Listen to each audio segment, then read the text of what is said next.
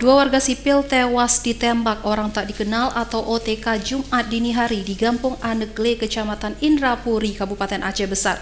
Kedua korban tewas telah dilarikan ke Rumah Sakit Umum Zainal Abidin, Banda Aceh.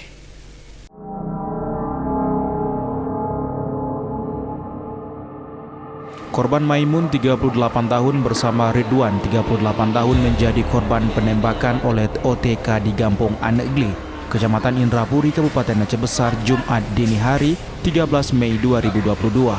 Kedua korban dikabarkan tewas setelah dilarikan ke rumah sakit. Dari KTP korban, Maimun berprofesi sebagai wira swasta, sementara Ridwan berprofesi sebagai petani. Jumat pagi, polisi telah melakukan identifikasi kedua korban dan masih melakukan pengembangan kasus.